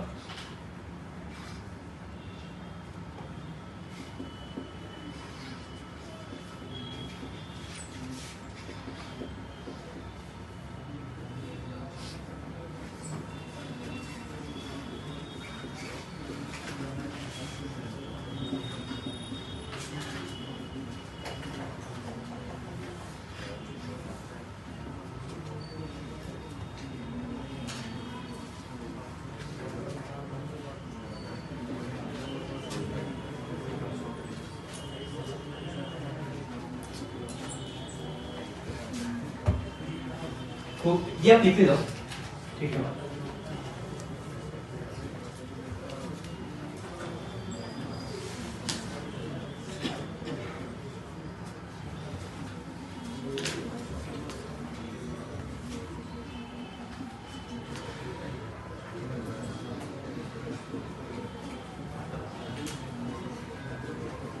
आपको सिर्फ इसके ऊपर का ही लिखना है, ठीक ना, इसके ऊपर का ही, नीचे मत लिखना अभी।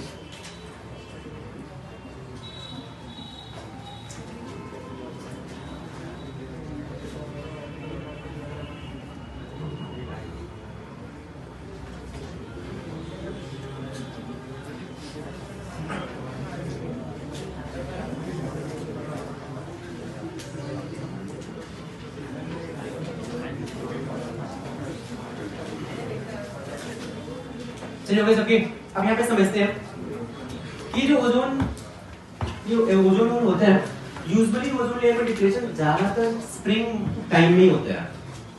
स्प्रिंग के समझते कब होता है, स्प्रिंग टाइम मींस कब आएगा, अभी चालू है, ठीक है। समझते हैं कि स्प्रिंग टाइम में ज्यादा क्यों होता है, ध्यान से देखना है। पहले तो होता क्या है कि आपने यहाँ पे देखा कि CF2 आ रहा है, तो यहाँ पे Cl डॉट और ये ClO डॉट बन रहे थे, राइट। क्या होता है समर के टाइम में, समर में ClO डॉट NO2 के साथ रिएक्ट करके ClONO बना लेता है, साथ में Cl डॉट मान लीजिए CH4 भी है, फिर CH3 डॉट प्लस HCl बना लेता है। तो होगा क्या, ये Cl डॉट और ClO डॉट थे समर के टाइम में, इनसे यूज रिएक्ट हो गया मतलब अब ये ओजोन के साथ रिएक्शन नहीं करते हैं। तो समर सीजन में क्या होता है, ओजोन लेयर डिप्लेशन बहुत ही कम होता है, नहीं होता है, बहुत ही कम होगा। समर के बाद क्या आता है, विंटर आता है। समर के बाद क्या आएगा, विंटर। आपने लिखा इतना लिख लेना आपने। विंटर में क्या होता है, चेक लाइन लिख लीजिए, इन विंटर नहीं अपना समर की बात विंटर लिखिए इसमें, इन विंटर अबे लिखो polar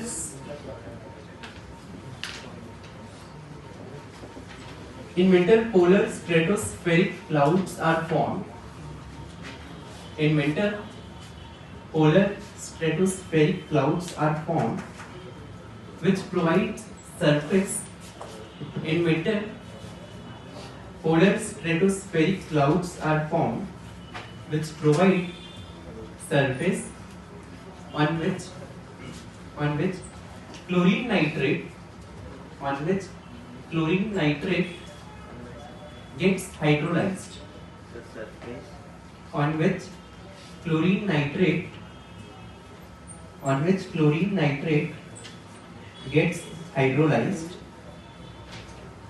chlorine nitrate gets hydrolyzed, अब क्या होता है, हो गया ना, क्या होता है विंटर के टाइम में ये पोलर स्ट्रेटोस्फेरिक क्लाउड्स बनते हैं, मतलब ये साउथ पोल पे ही बनते हैं क्लाउड्स। अब क्लाउड्स में वाटर वेपर ही रहा होगा, अब उनसे क्या होता है, ये भी हम बात कर रहे हैं स्ट्रेटोस्फीयर में, ये स्ट्रेटोस्फीयर में बना था, ठीक ना। अब क्या होगा, क्लाउड्स बेसिकली सरफेस प्रोवाइड करेगा और वहां पे वाटर रहेगा ही, ये H2O गैस ClO के साथ रिएक्ट करके HOCl और HNO3 बनाते हैं। ClO HCl भी अगर प्रेजेंट रहा तो Cl2 HNO3 बनाते हैं। अभी भी डिप्लेशन नहीं होगा, विंटर में भी डिप्लेशन नहीं होता, लेकिन जैसे ही विंटर के बाद स्प्रिंग आएगा, स्प्रिंग मींस वहां पे क्या होगा, स्प्रिंग में सनलाइट ज्यादा रहेगा क्या, विंटर के रिस्पेक्ट में। तो क्या होता है, स्प्रिंग में जैसे ही सनलाइट आएगा, ये जो HOCl बना था विंटर में और ये जो Cl2 बने थे, HOCl सनलाइट के प्रेजेंस में OH डॉट और Cl2 डॉट Cl डॉट में कन्वर्ट होगा, Cl2 भी कन्वर्ट होगा 2Cl डॉट में। आप देख सकते हैं Cl डॉट का कंसंट्रेशन बहुत ज्यादा है। अब ये Cl डॉट क्या करेगा, अपना काम यहां से फिर से स्टार्ट करेगा। Cl डॉट O3 को फिर से रिएक्ट करेगा क्या, ये फिर Cl डॉट प्लस O2, फिर Cl डॉट प्लस O मिलके Cl डॉट प्लस O2, फिर से ये रिएक्शन स्टार्ट हो जाएगा। इसीलिए ozone layer depletion maximum spring में ही होता है। ठीक, तो नोट कर लीजिए रिएक्शन। समझ में कुछ नहीं, वहां पे NO2 और CH4 गैसेस रहेंगे, इनके साथ जस्ट बस रिएक्शन हुआ, ClO इसके साथ कंबाइन हो गया ClO NO, ये फ्री रेडिकल रिएक्शन है, H डॉट लेके Cl प्लस H डॉट बना। अब क्या हुआ, ओजोन के साथ ये रिएक्ट नहीं करेगा। समर में सनलाइट हो ज्यादा आएगी, क्या समर में सनलाइट हो ज्यादा आएगी, स्प्रिंग में कंपैरिजन फिर से। तो ये क्या होगा प्रोसेस, स्प्रिंग में से बनेगा, फिर स्प्रिंग में होगा, फिर कंसंट्रेशन टाइम के साथ कम होते जाएगा, समर में बहुत ही कम रिमेनिंग होंगे। ठीक हो गया, इतना हो गया। तो चलिए, ये था अपना एयर पॉल्यूशन।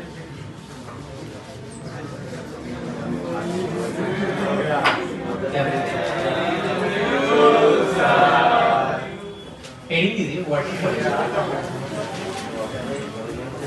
ये तो आप खुद से पढ़ सकते हैं, मैं छोड़ सकता हूँ। अरे चलो 15 मिनट कवर बचा है, वाटर पॉल्यूशन छोटा है, मेन एयर पॉल्यूशन था छोटा ही, वाटर पॉल्यूशन नहीं, सॉइल तो कुछ है। चलिए देखिए वाटर पॉल्यूशन। वाटर पॉल्यूशन में सबसे जो इम्पोर्टेंट चीज है आपको याद रखना है, लिखिए इसमें, ये टेबल में बता रहा हूँ, वो टेबल एनसीईआरटी में भी शायद है, लिखे तो मैं आप याद नहीं करोगे। लिखिए इसमें वाटर पॉल्यूशन में, लिखिए इसमें इंटरनेशनल स्टैंडर्ड ऑफ, लिखिए इंटरनेशनल स्टैंडर्ड ऑफ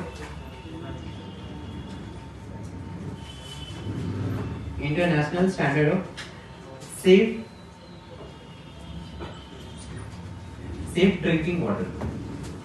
आपको कितना होना चाहिए कंसंट्रेशन किसी भी आयन का, ये याद रखना है एग्जैक्टली, ठीक है। पहला आयन है फ्लोराइड आयन, ठीक, तो फ्लोराइड आयन का कंसंट्रेशन मैक्सिमम होना चाहिए 1 ppm, मैक्सिमम परमिसिबल वैल्यू है या फिर 1 मिलीग्राम पर लीटर।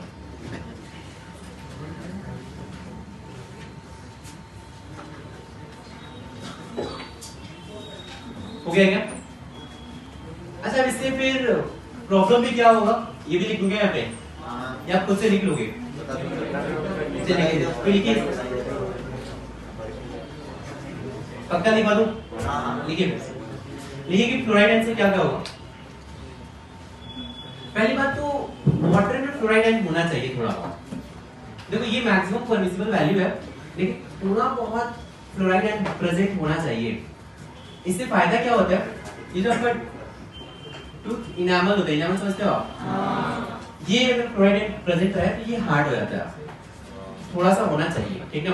लेकिन इसमें कि fluoride ion make enamel on teeth harder. अब रिएक्शन कौन सा होगा? Fluoride ion make enamel on teeth harder bye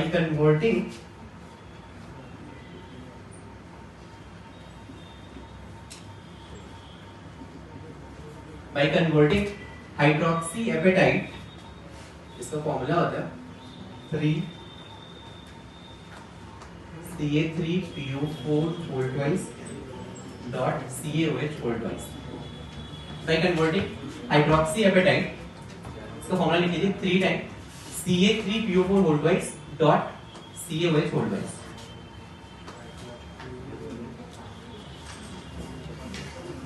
हो गया क्या? By converting hydroxyapatite into much harder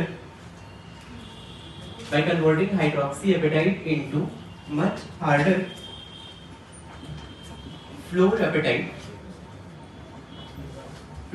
का फॉर्मूला होता है 3 CA3PO4 whole twice dot CaF2। बस कुछ नहीं, कैल्शियम हाइड्रोक्साइड की जगह पे कैल्शियम क्लोराइड आ जाएगा। अगर थोड़ा बहुत प्रेजेंट है तो हाइड्रोक्सी एपेटाइट को कन्वर्ट करेगा फ्लोरापेटाइट, ये हार्ड होता है, तो थोड़ा बहुत प्रेजेंट होना चाहिए, राइट। लेकिन हाँ बहुत ज्यादा हो जाए फिर हार्मफुल है। आगे लिखिए कि बट अबव 2 ppm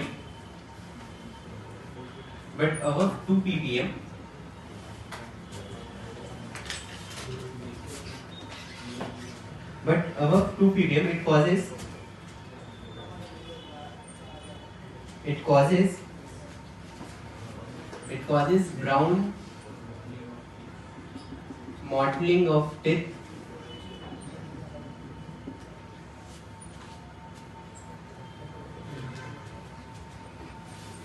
हो गया। and over 10 ppm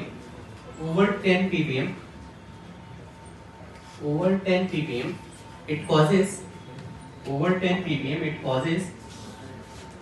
harmful effect to bone and teeth।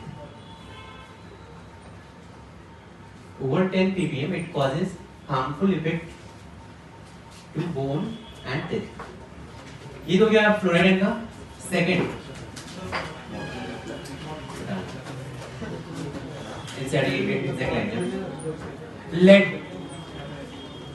Lead के बारे में लिखिए कितना होना चाहिए। लेड के बारे में 50 ppb समझते हैं आप? पार्ट्स पर बिलियन, बहुत ही कम होना चाहिए लेड वाटर में, तो ये होना चाहिए 50 ppb। और इसके बारे में लिखिए क्या करेगा, it can damage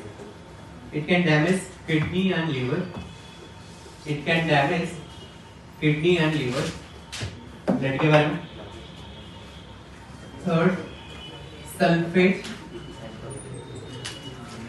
सल्फेट का मैक्सिमम परमिसिबल वैल्यू है 500 ppm।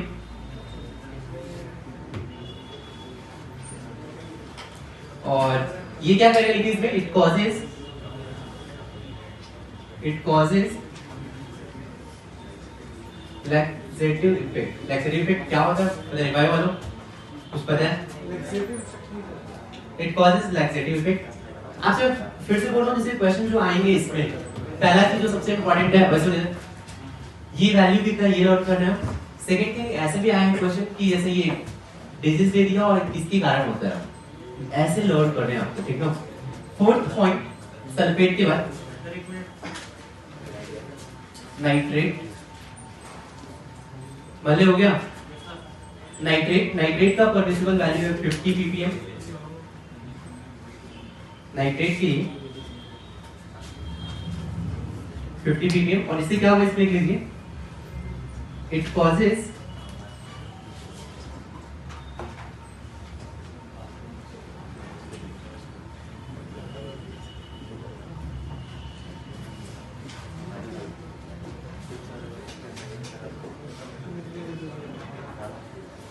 इट कॉजेस मेथिमोग्लोबिनेमिया, और इसको बोलते हैं अपन ब्लू बेबी सिंड्रोम।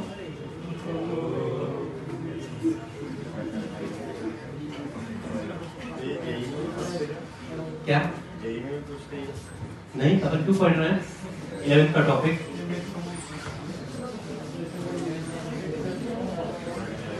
फोर्थ के बाद फिफ्थ, कौन सा ये क्या होता है? ये मैं डॉक्टर हूँ क्या? मैं क्या होता है? मुझे लग रहा है शायद कोई बेबी ब्लू हो जाता होगा।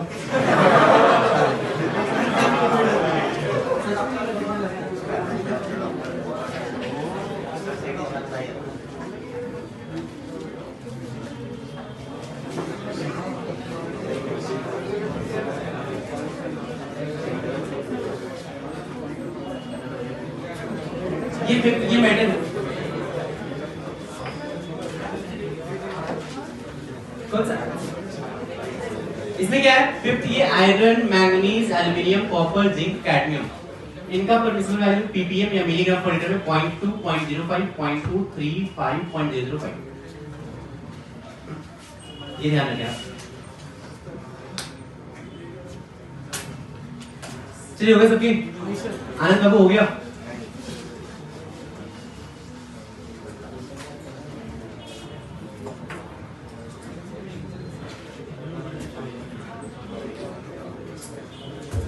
हो गया क्या?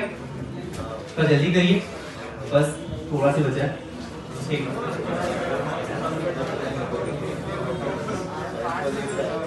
Cause of water pollution, cause of water pollution. अच्छा, आपको ये चैप्टर इजी नहीं लग रहा है क्या? ये जो प्रॉब्लम है आपकी, आपने थर्मोडायनेमिक्स पढ़ा है 20 लेक्चर में, एक क्वेश्चन आएगा। ये पढ़ा है आपने 2 घंटे में, एक क्वेश्चन आएगा। तो बजे हो तुम रट्टा मारने में बस एक दो मिनट कॉल है। और क्या याद करना है भाई?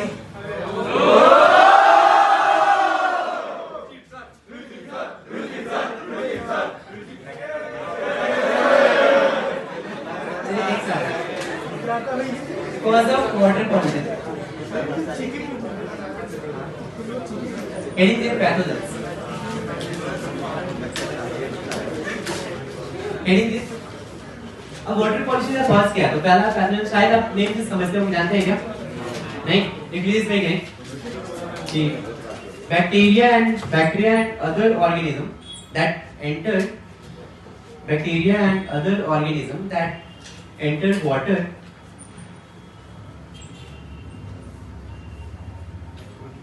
bacteria and other organisms that enter water from domestic sewage,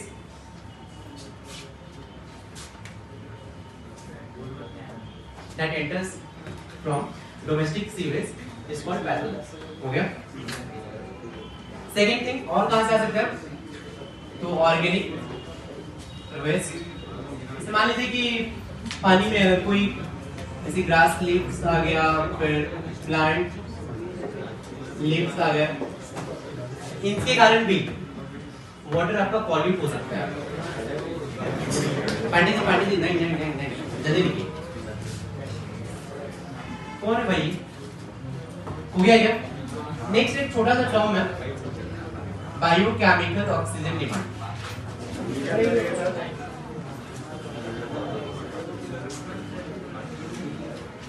biochemical oxygen demand, इसको हम बोलते हैं बीओडी शॉर्ट में, बायोकेमिकल ऑक्सीजन डिमांड।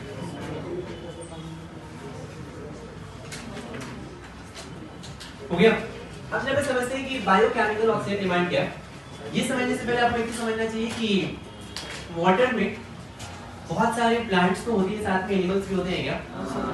मतलब वाटर में ऑक्सीजन डिसॉल्व होता है क्या? पक्का? तो वैसे जो ऑक्सीजन डिसॉल्व होता है, मैं इसका वैल्यू लिख देता हूँ कि कोल्ड वाटर में डिसॉल्व्ड ऑक्सीजन होता है ये, इसको DO से मैं रिप्रेजेंट कर रहा हूँ, ये होता है 10 ppm। अगर मैं एयर की बात करूं तो एयर में ऑक्सीजन ज्यादा होगा या कम होगा? ये अप्रोक्सीमेटली 2 लाख ppm के आसपास होता है अगर बात करें तो एयर में। लेकिन नॉर्मल वाटर में, कोल्ड वाटर है तो डिसॉल्व्ड ऑक्सीजन 10 ppm होता है, राइट? अगर डिसॉल्व्ड ऑक्सीजन कम हो वाटर में तो ये हमारे लिए हार्मफुल होगा क्या? होगा क्या?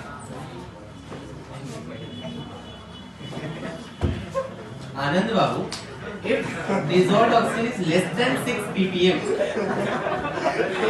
क्या बोल रहे हैं? Please make dissolved oxygen is less than 6 ppm. अगर 6 ppm से dissolved oxygen कम हो गया, then ये growth of fish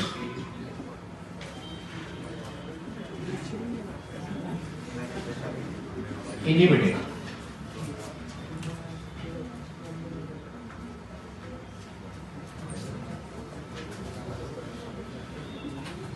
हो गया सबकी? पहले आप ये समझिए, फिर अपन आते हैं बायोकेमिकल ऑक्सीजन डिमांड पे। मान लीजिए कि डिसॉल्व्ड ऑक्सीजन है, ध्यान से सुनना अभी। डिसॉल्व्ड ऑक्सीजन नॉर्मली वाटर में 10 ppm होता है, और अगर डिसॉल्व्ड ऑक्सीजन कम हो जाए तो फिर प्रॉब्लम क्रिएट होगा, राइट? अभी बायोकेमिकल ऑक्सीजन डिमांड क्या है? जैसे मान लीजिए कि आपने वाटर में, लेट्स से आपके पास ऐसी ट्री लीव्स पड़े हैं, ठीक? इमेजिन करिए क्या होगा अगर सरफेस पे ट्री लीव्स होते, राइट? तो फिर इनका ऑक्सीडेशन हो जाता है क्या? एटमॉस्फेयर में ऑक्सीजन प्रेजेंट होता है। लेकिन यार अगर वाटर के अंदर अगर आपने ट्री लीव्स डाल दिया तो क्या होगा? अब इनका ऑक्सीडेशन इनका भी होगा, राइट? अब क्या होगा जब इनका ऑक्सीडेशन होगा, और मंडी इधर देख, जब इनका ऑक्सीडेशन होगा तो कुछ बैक्टीरिया होंगे इसके अंदर, वाटर के अंदर ही, राइट? जो इसको ऑक्सीडाइज करेंगे, राइट? अब क्या होगा, ये ऑक्सीजन कहां से लेंगे बैक्टीरिया? तो इस वाटर के अंदर से ही, वाटर में जो डिसॉल्व्ड ऑक्सीजन होगा इसका ऑक्सीजन ये कंज्यूम करेंगे। ये पॉइंट समझा गया?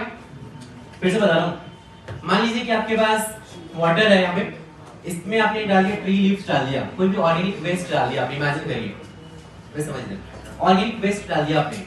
अब ऑर्गेनिक वेस्ट को डिकम्पोज करने के लिए जो भी बैक्टीरिया होंगे ये ऑक्सीडाइज करना है, या फिर आप मान सकते हैं डिकम्पोज करना है। डिकम्पोज करने के लिए ऑक्सीजन चाहिए होता है। सरफेस पे होता तब तो कोई प्रॉब्लम था ही नहीं, ऑक्सीजन एबंडेंस में है क्या? लेकिन यहाँ पे वाटर के अंदर ऑक्सीजन कहाँ से आएगा? तो वाटर में डिसॉल्व्ड ऑक्सीजन होता है क्या? तो जो डिसॉल्व्ड ऑक्सीजन होगा ये ऑक्सीजन बैक्टीरिया यूज कर लेगा, समझा? अब जैसे ही बैक्टीरिया ये ऑक्सीजन यूज करेगा, डिसॉल्व्ड ऑक्सीजन, इस वाटर का डिसॉल्व्ड ऑक्सीजन कम होगा या ज्यादा होगा? कम होगा। इतना समझा? अब खुद से इमेजिन करिए, एक मतलब वाटर का ऐसे दिया हुआ आपको, एक सिस्टम का डिसॉल्व्ड ऑक्सीजन 7 है, एक सिस्टम का डिसॉल्व्ड ऑक्सीजन 6 है। कौन सा वाटर ज्यादा हार्मफुल है? 6। समझा? मतलब ये 6 क्या डिनोट कर रहा है? इसमें ऑक्सीजन बहुत कम हो चुका है क्या? वो ऑक्सीजन कहाँ गया होगा? कहाँ गया होगा? ये बैक्टीरिया ने इसको यूज कर लिया होगा, समझा? अब सुनिए, जब ये समझ में आ गया तो बायोकेमिकल ऑक्सीजन डिमांड मींस ये जो बैक्टीरिया है एक सर्टेन अमाउंट ऑफ वाटर में इस ऑर्गेनिक वेस्ट को डिकम्पोज करने के लिए कुछ ऑक्सीजन रिक्वायर्ड होगा या फिर ऑक्सीजन डिमांड करेगा। सर्टेन अमाउंट ऑफ वाटर में ऑर्गेनिक वेस्ट को डिकम्पोज करने के लिए बैक्टीरिया कुछ ऑक्सीजन डिमांड करेगा क्या? डिमांड करने का मतलब समझ में आ रहा है आपको? डिमांड करने का मतलब समझ में आ रहा है? कुछ ऑक्सीजन रिक्वायर्ड होगा राइट? तो जितना ऑक्सीजन डिमांड करेगा इसको बोलते हैं बायोकेमिकल ऑक्सीजन डिमांड। पहले डेफिनेशन है। अब समझिए आप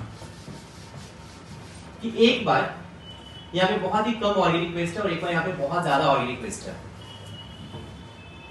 राइट? तो यहाँ पे ऑक्सीडाइज करने के लिए बैक्टीरिया को कम ऑक्सीजन चाहिए, कम चाहिए क्या? तो इसका बायोकेमिकल ऑक्सीजन डिमांड कम होगा या ज्यादा होगा? कम होगा। इसका बायोकेमिकल ऑक्सीजन डिमांड ज्यादा होगा। Number 1 thing. नंबर 2 थिंग, इसका अगर बायोकेमिकल ऑक्सीजन डिमांड कम है, इट मींस इसमें डिसॉल्व्ड ऑक्सीजन रिलेटिवली ज्यादा होगा या कम होगा? ज्यादा होगा। इसमें डिसॉल्व्ड ऑक्सीजन ज्यादा होगा। इसके सारे ऑक्सीजन यूज हो गए क्या? इसमें डिसॉल्व्ड ऑक्सीजन क्या होगा? कम होगा। ये पॉइंट चलता। चलिए इसका डेफिनेशन लिखिए बायोकेमिकल ऑक्सीजन डिमांड का। लिखिए कि the amount of oxygen required by bacteria, the amount of oxygen required by bacteria to break down the organic matter, the amount of oxygen required by bacteria to break down the organic matter, present in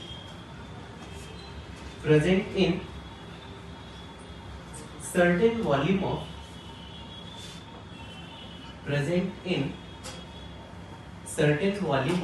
sample of water,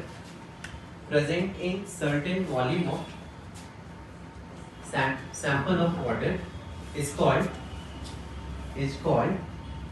biochemical oxygen demand. हो गया इतना? अच्छा सोचिए, biochemical oxygen demand किसी भी water का कम होना चाहिए, ज्यादा होना चाहिए? सबका मतलब मैं ये बोल सकता हूँ कि फॉर क्लीन वाटर, ये आप याद रखें, for clean water biochemical oxygen demand is less than 5 ppm। अगर हाईली पॉल्यूटेड है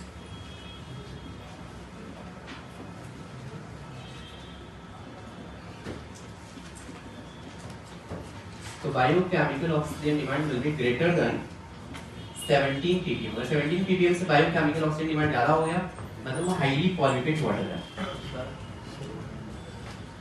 जो डिसॉल्व्ड ऑक्सीजन कूलिंग वाटर में 10 ppm में होता है। 10 ppm। आगे बोलिए। तो इधर 17 कैसे मिलेगा? मैक्सिमम 10 मिलेगा। क्या वापस करें? अच्छा अब मेरी समझ में आया, बायोकेमिकल ऑक्सीजन डिमांड क्या रिप्रेजेंट करता है? कितना ऑर्गेनिक मैटर है इसमें। अगर ऑर्गेनिक मैटर ज्यादा होगा, इसको ब्रेक डाउन करने के लिए ऑक्सीजन क्या होना चाहिए? ज्यादा होना चाहिए। मींस आप ये बोल सकते हैं कि organic waste material is directly proportional to biochemical oxygen demand. ये चमका। और अगर बायोकेमिकल ऑक्सीजन डिमांड ज्यादा होगा तो डिसॉल्व्ड ऑक्सीजन कम होगा। ये लाइन किसको नहीं समझा? एकदम आई शपथ बता,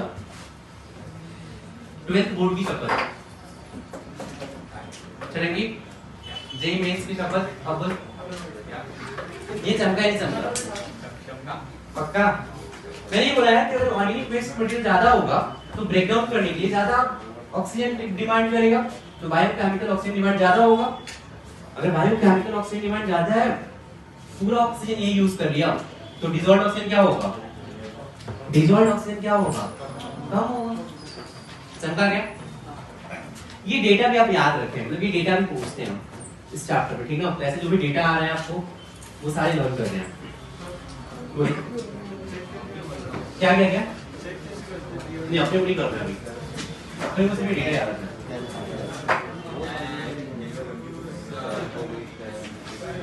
चलेंगे तो ये ना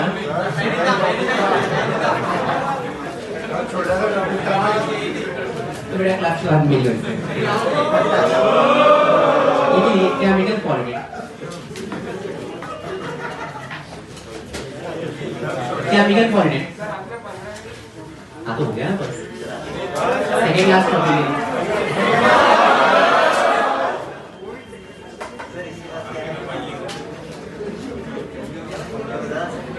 इसलिए हम समझते हैं केमिकल पॉल्यूटेंट क्या होगा?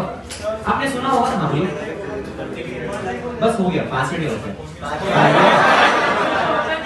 एक पेज से ज्यादा तो नहीं होगा, बस लास्ट पेज। हाँ एक पेज से ज्यादा नहीं, बस एक पेज। हाँ बस अपना ही। हाँ ओके। हाँ ना चलिए इसको कंप्लीट करते हैं। केमिकल पॉल्यूटेंट समझते क्या होता है? आपने सुना होगा जैसे मान लीजिए कि मोटे भाई किसान बन गए और आपने सुना था वो क्या फर्टिलाइजर की स्टोरी सुने थे? तो मोटे भाई अब अपने खेत में गए फर्टिलाइजर देने और मान लीजिए बारिश हो गई और फर्टिलाइजर खेत से बाहर निकल गया। अब फर्टिलाइजर कहाँ तक जाएगा? नदी में जाएगा। समझा क्या? तो यार इमेजिन करो कि इन्होंने फर्टिलाइजर दिया था अपने खेत में, लेकिन वो फर्टिलाइजर जिसमें फॉस्फेट ये सारे मटेरियल होते हैं वो पहुंच गया किसी वाटर बॉडी में, मान लीजिए किसी लेक में कहीं पहुंच गया। अब इनके खेत में ऐसी हरियाली आनी चाहिए थी, लेकिन ये कहां पे आएगी? अब यहाँ पे पानी में न्यूट्रिएंट्स मिल गए क्या? अब पानी में जब एक्सेस न्यूट्रिएंट्स मिल गए, अब क्या होगा? यहाँ पे फर्टिलाइजर आ गया। देखा तो सुन इधर। अब यहाँ पे क्या होगा? ये जो वाटर के प्लांट्स जैसे अलगी है मान लीजिए, अब इसका ग्रोथ होगा। अब अलगी का अगर ग्रोथ होगा तो ये पूरा ऑक्सीजन तो यार यही यूज कर लेगा। बहुत ज्यादा प्लांट्स अगर आ गया वाटर में तब सारा ऑक्सीजन यही यूज कर लेंगे। तो जो रिमेनिंग मान लीजिए वाटर में ऐसी बहुत सारी मछलियां होंगी, बहुत सारे और भी प्लांट्स होंगे, एनिमल्स होंगे, उनके लिए क्या होगा? उनको ऑक्सीजन मिलेगा क्या? नहीं मिलेगा। तो ये सारे जितने फिश होंगे और जितने एक्वेटिक लाइफ होंगे ये क्या हो जाएंगे? मर जाएंगे। इस प्रोसेस को मतलब क्या होगा कि ये एक्वेटिक सिस्टम इम्बैलेंस हो गया। इस प्रोसेस को क्या बोलते हैं? क्या बोलते हैं? क्या बोलते हैं? यूट्रिफिकेशन बोलते हैं। ठीक, तो चलिए लिखते हैं इसे क्या होता है। केमिकल पॉल्यूटेंट चलिए क्या ऐसे लिख सकते हैं, ठीक है? एक काम कोई कहीं लिखो पहले। द लॉस ऑफ डेफिनेशन कीजिए कि the loss of biodiversity, the loss of biodiversity in water bodies is called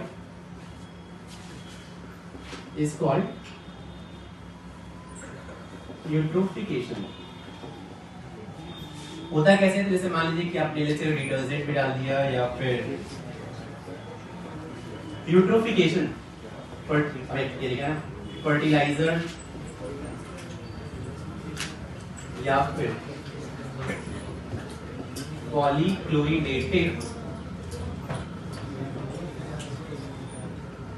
बाइफेनॉल। Fertiliser से क्या आएगा? फॉस्फेट आएगा। फॉस्फेट से एल्गी का ग्रोथ बढ़ेगा। एल्गी का ग्रोथ बढ़ेगा तो ये कवर्स वाटर सरफेस। इससे क्या होगा? reduces O2 concentration in water, inhibits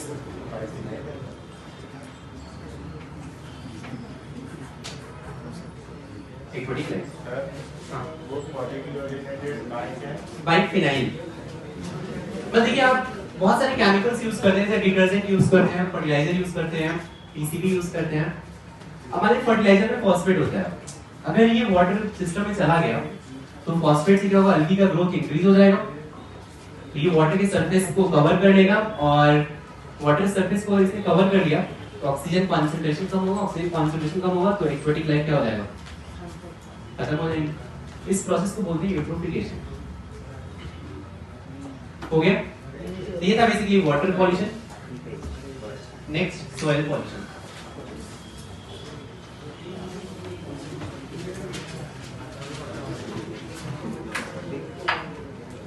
इसी में सीखेंगे कि क्लासिफिकेशन ऑफ, ये हो गया ना?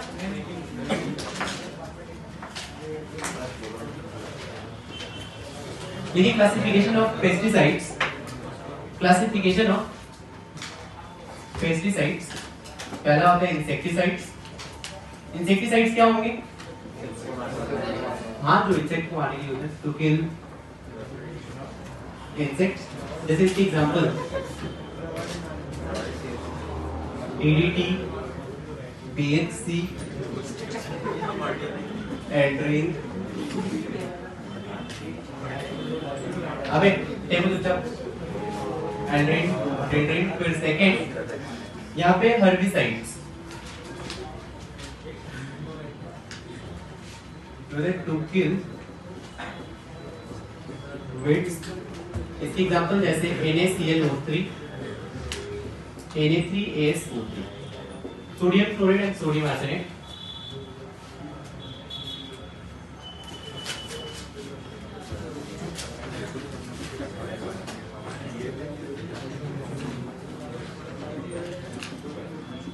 हो गया क्या?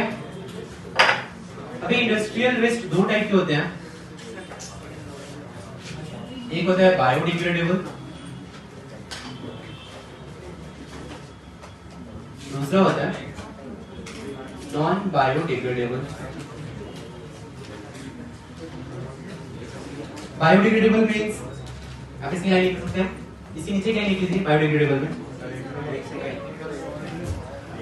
बस करना।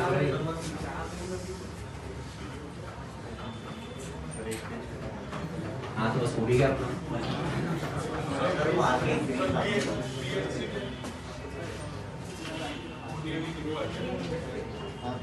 ये होता है BHC।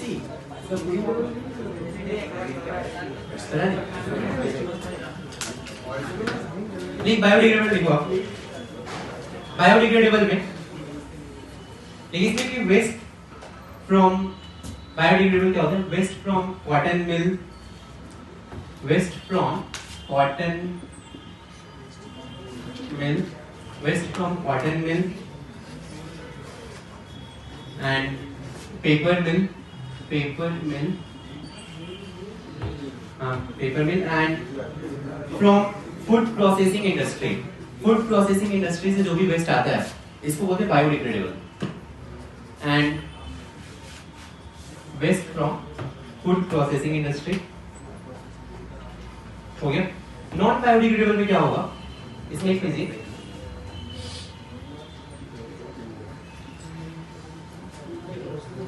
fly ash from thermal power plants,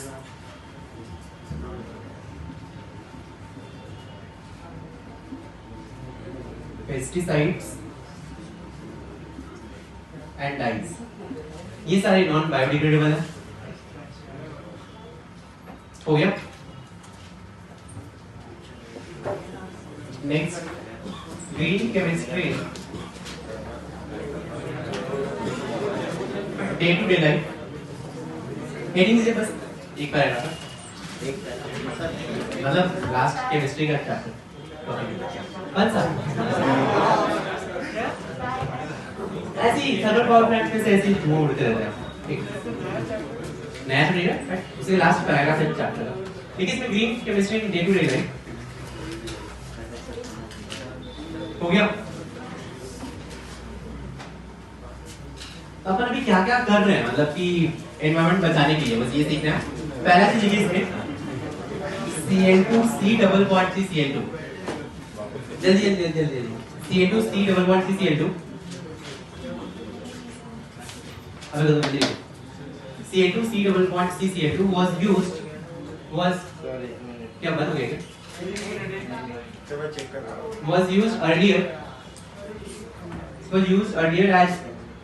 was used earlier as solvent for dry cleaning,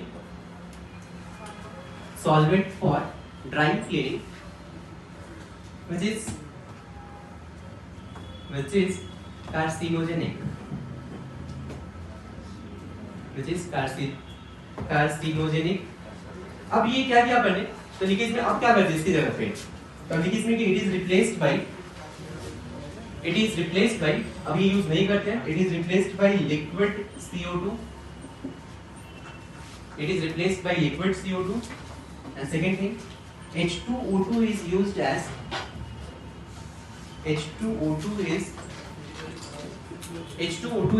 for bleaching action,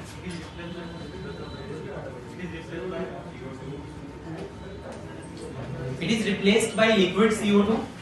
And second thing, H2O2 is used for bleaching action. हो गया? Second point लिखिए कि H2O2 is used for bleaching paper. H2O2 is used for bleaching paper in place of H2O2 is second point. H2O2 is used for bleaching paper in place of Cl2 and SO2. पहले chlorine and SO2 use करते थे, अब ये use नहीं करते हैं, H2O2 use करते हैं. थर्ड थिंग, पहले जैसे ये रिएक्शन आपने सुना होगा CH3 COOCl, इस पे हाइड्रोजन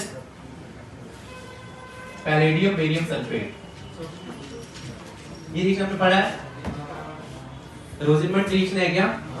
क्या बनता है इससे? CH3 CHO प्लस HCl बनेगा क्या? राइट.